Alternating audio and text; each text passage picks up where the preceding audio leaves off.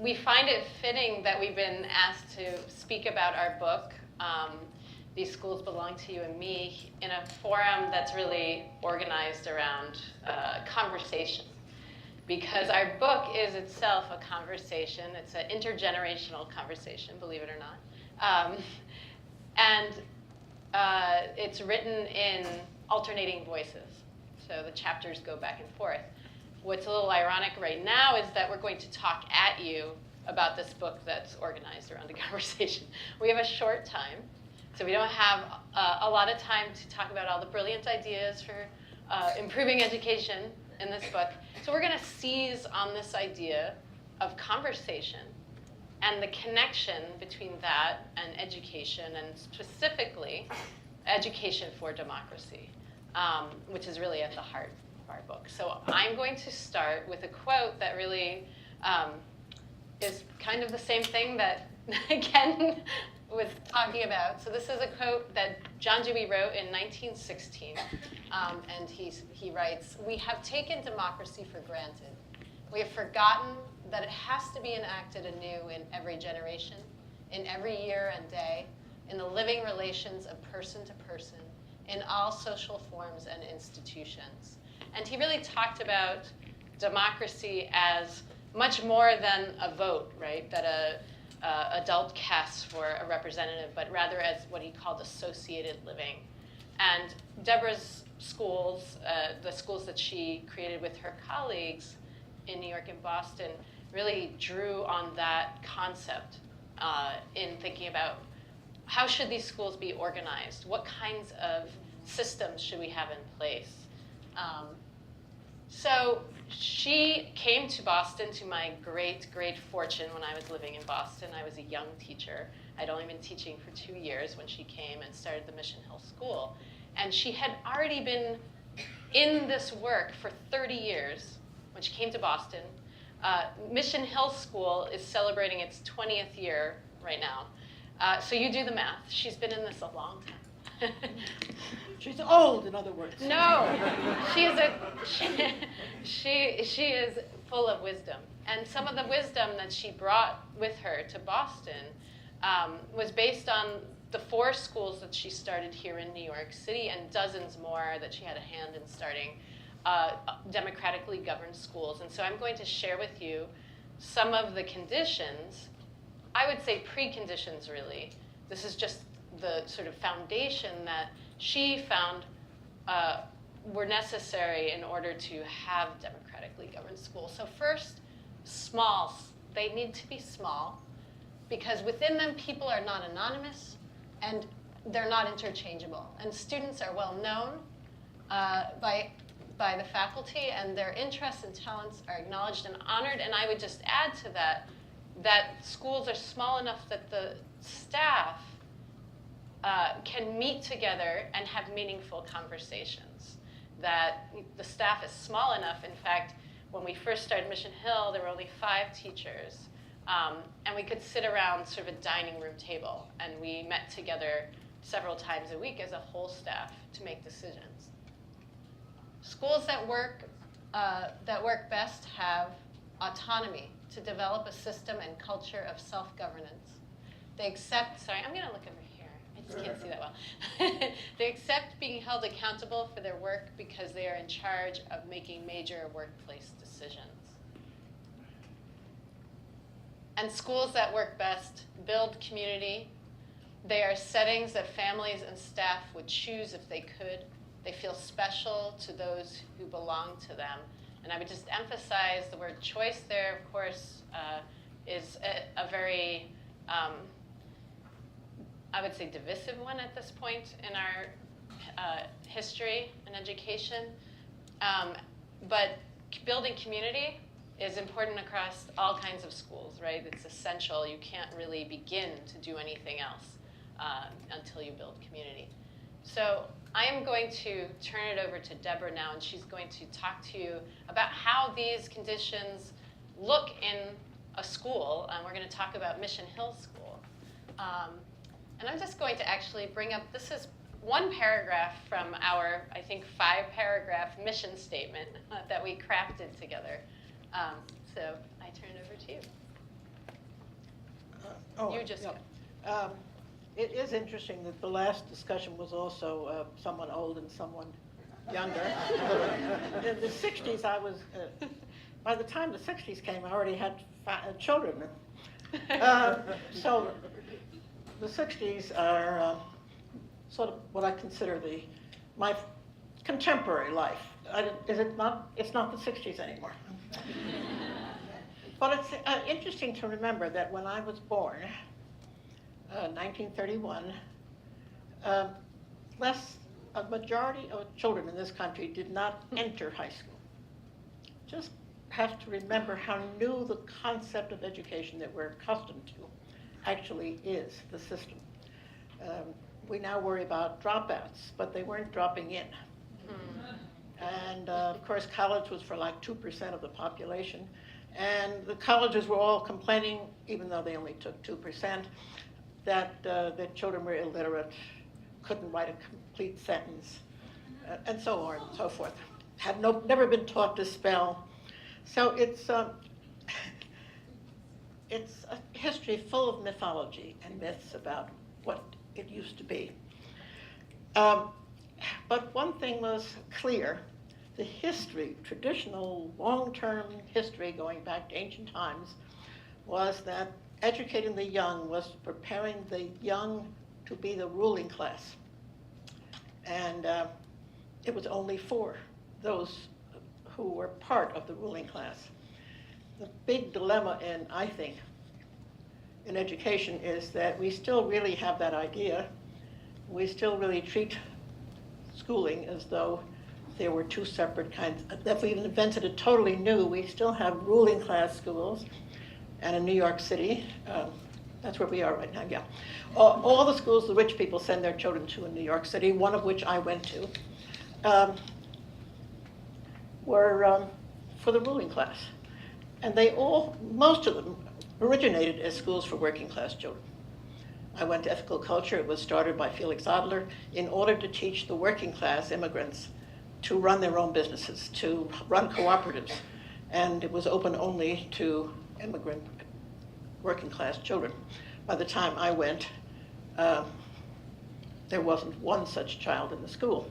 And yet every year we celebrated this great tradition, this great history, which always seemed a little odd to me. Why are we we're celebrating the failure of our idea?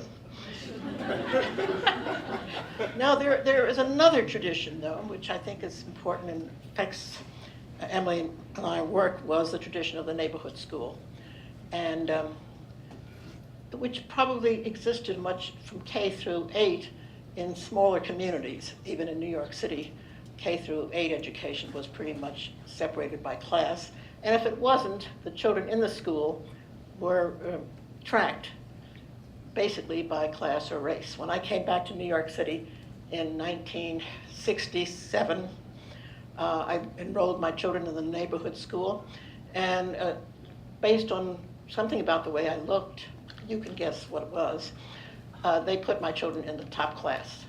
They didn't ask to see their transcript. They didn't ask me even if the kids were good at school. For all they know, they were all retarded. But I had no choice. My children were put into a virtually all white class, and we were the only white children in the school. And this is on the west side of Manhattan, in the 1960s. So our myth about, in some ways, what the 60s were like in one of the most progressive communities in New York City,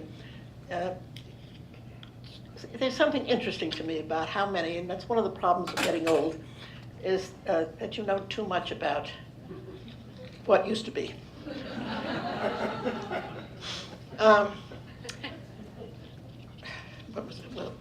But in any case, the neighborhood school has roots in a democratic idea.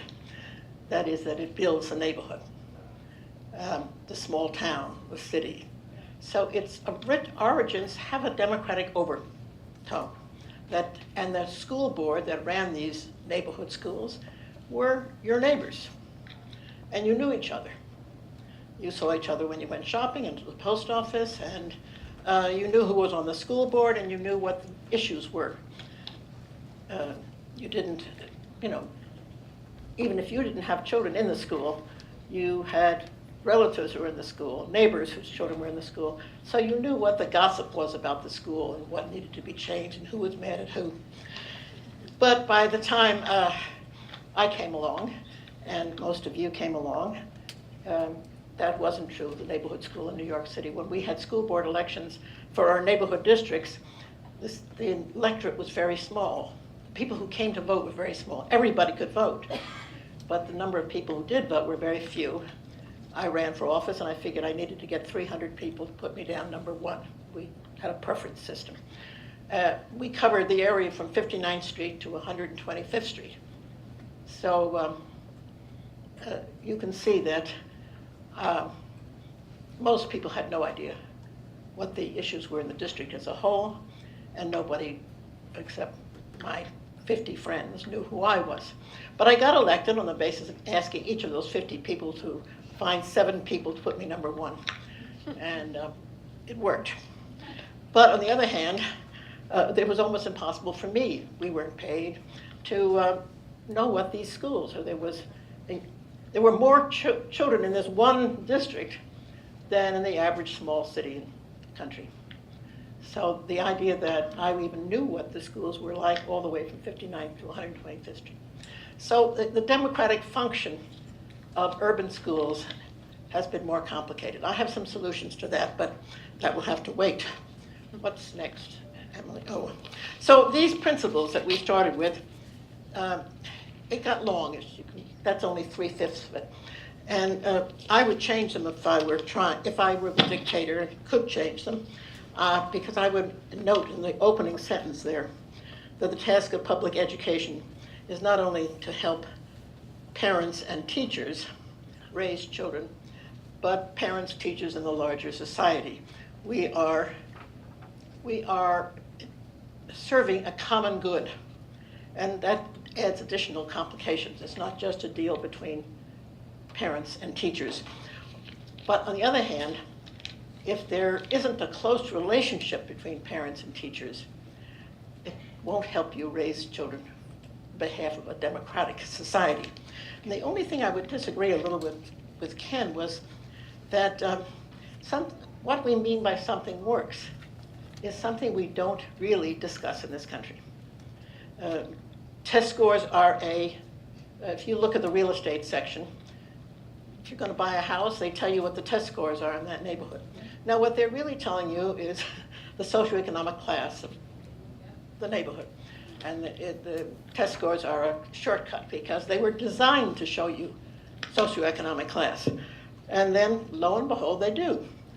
And then the good schools remain good schools, and the bad schools remain bad schools.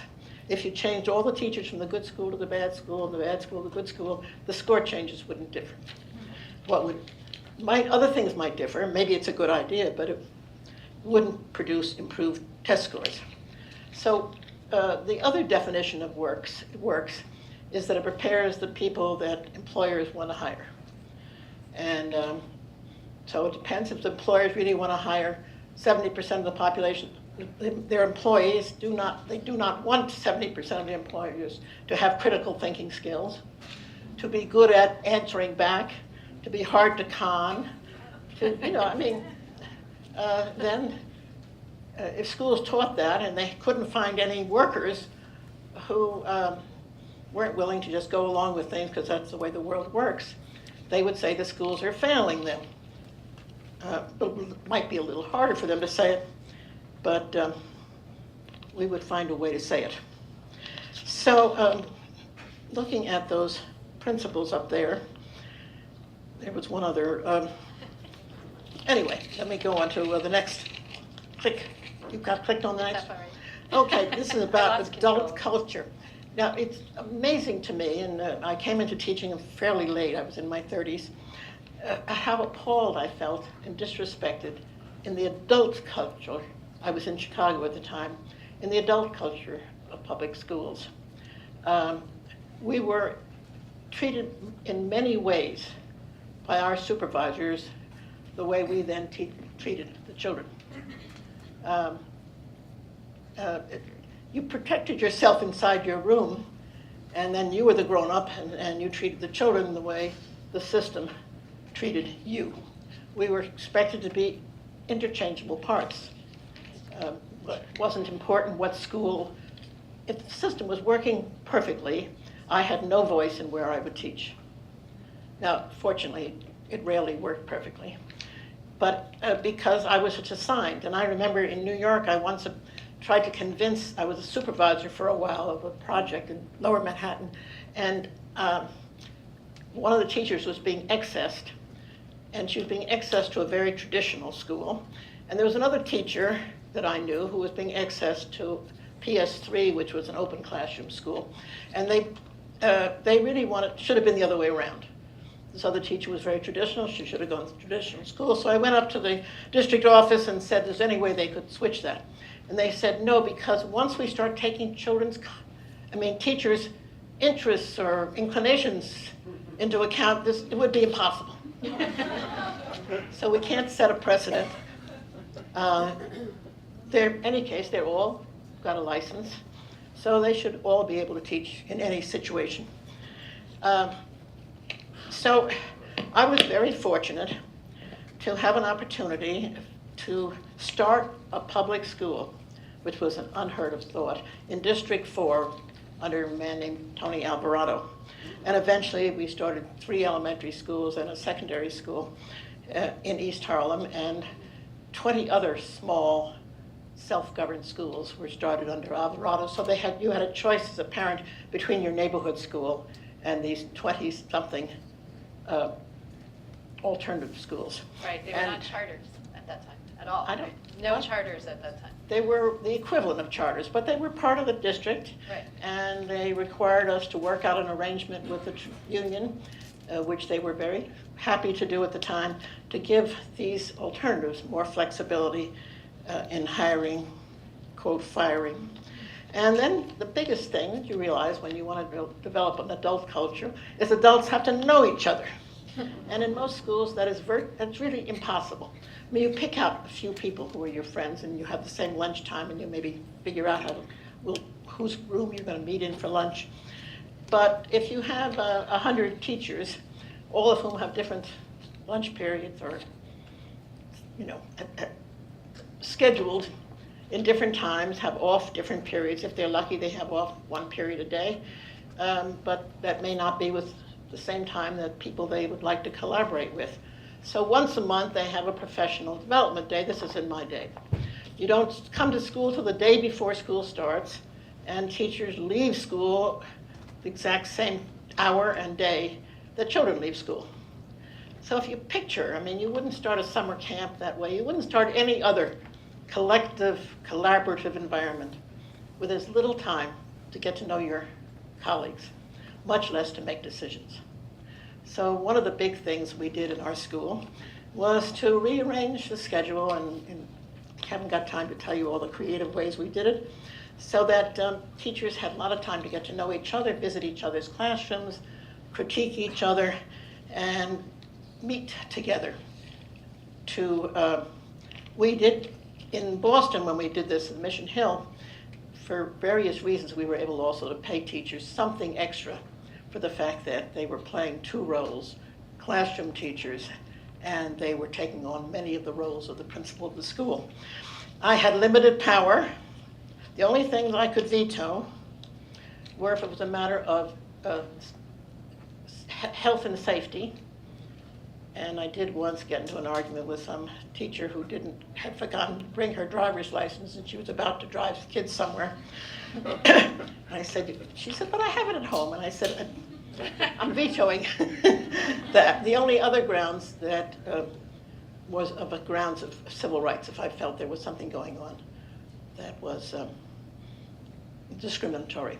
I had a right to veto, but even vetoing it, it would come back at a later point back to the staff and back to Mission Hill to a committee of staff, parents, and community members. So I was appointed by the community, not by the central board in Boston, and many ways in New York too. When I started Central Park East Secondary School, elementary school, I wasn't a principal, had no intention of becoming a principal because we didn't need a principal. And when we started the secondary school, the state required me to be a principal. They said there has to be a principal. But in the elementary schools, we were selected by the staff to be out of the classroom. And in fact, at the very beginning, I was a classroom teacher, and we had a machine in the office that said, "We're sorry, all the adults in the building are busy with children. Leave a message and we'll call you back as soon as someone is free." And the staff eventually convinced me that one of us had to leave the classroom, in part to see what was going on as a whole, to help build the agenda for the school, and also to keep an eye on parents. Okay, What were they doing over there? Those three of them over there talking. Are they organizing against us? Anyway, Next one. that's the dilemma, by the way, we didn't resolve. Next one. You were supposed to tap me on the shoulder. I'm so far away. Next one. throw The something next at you. picture is, as I recall, of children working together. So at Mission Hill, we decided on the basis of actually my experience, this was the proposal I made to Boston, and which we hired on the basis that kindergarten through 8th grade, although we didn't originally have the older kids, but kindergarten through 8th grade would all study the same theme at the same time for 3 months. And because we wanted to increase the number of learners compared to teachers compared to students. So if we were all studying the same theme, and in various different ways, appropriate to the age level, appropriate to the children's interests, like one time it was ancient Egypt. And so the corridor that connected all our classrooms was filled with ancient Egypt. And even downstairs where the parents came in, we had some pyramid or something inviting them into the school. But so that there was 8th graders and the children revisited the same subject every 4 years. So that you, every 3 or 4? 3 or 4. I can't remember. So that you also help kids and adults see that you never got to the end of it. You couldn't say, "Oh, we already covered that," because obviously in 3 months or 3 years or 30 years, there's nothing any of us can completely cover. And we wanted them to have that feeling. There's always, now you're a little older, look back at what you knew before, retranslate it. And it also meant that the teachers were all studying, helping kids through the same theme. So we could bring experts in, we could flood the school with wonderful books that I'd pick up at my local secondhand bookstore, so that kids would see not just books meant for children, but could see books about Egypt from all over, that were written for many age groups with magnificent drawings and pictures. We were relatively near the art museum in Boston, where they had an Egyptian section. And we went back there often. The staff they developed a little program to teach the staff more about ancient Egypt. And they thought with us about how the kids would visit the school. But it did something to the collegial atmosphere of the school that modeled for children that we were acting the same way we wanted them to. That with the rules that governed our life and the rules that governed the total community life were consistent. We weren't doing this to you because you're little, we're doing this to you because this is how people in a democratic community share ideas, argue with each other. We wanted children to see adults arguing with each other. In the office, we had the central office, which was also where my office was. It wasn't an office, my table was.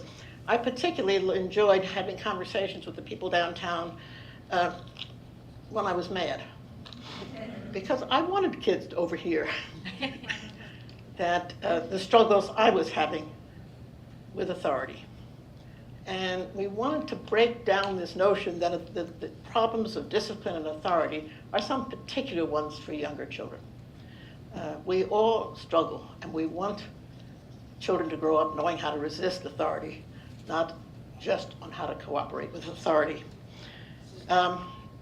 Next, please. What is this next one? Community. I think I had them in the wrong order. I already did community, didn't I? Curriculum. Switch to curriculum. That's what we just were on. Yeah, this one? Yes. You heard a little about standardized tests, and you know a good deal about them. So one of the things we developed in all of the schools that I was involved with was another way of judging our work and the work of our students. And I put judgment in the center there, because in a democratic society, you have to make a judgment based on good evidence, but the judgment is arguable. And the judgment is in the same way that we have a discussion among the staff about curriculum, we have a discussion between the family, the school, and the student as to whether they've met our standards. And the ultimate way of judging standards was that students would present to a committee that consisted of someone from their family, someone from the staff, and someone from outside. At least. There may be others. We then added another younger student. Pardon me? Wait. No, just finish. Finish that. up. Yeah.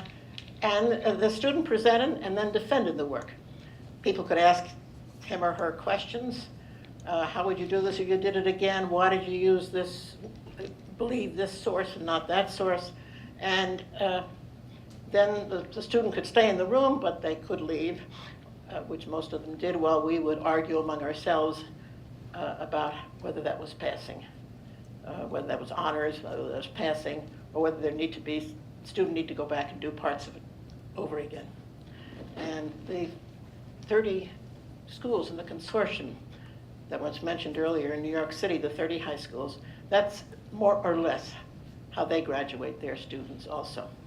And we did that at Mission Hill in 6 different areas. So kids took this kind of exam 6 times over, and we tried to video as much as we could of these, so that if someone wanted to appeal it, we could sit down together and talk about why we reached the judgment we did and be persuaded if they thought we were wrong, the student thought we were wrong. Anyway, that's just a flavor of trying to see that all of the aspects of the school were consistent with the kind of democratic culture that makes democracy what it claims to be. Decisions made by, for, and of the people. And we judge our school on the basis of how successfully we have met those criteria. And we just want to end with words from the book. Deborah ends chapter 1 with this question, which is, how can we hope to educate for democracy if children and the adults in their lives never have the opportunity to observe or practice it? And if such an education doesn't take place in our public schools, then where will it happen? And we leave you with that question. You'll have to read our book to find out.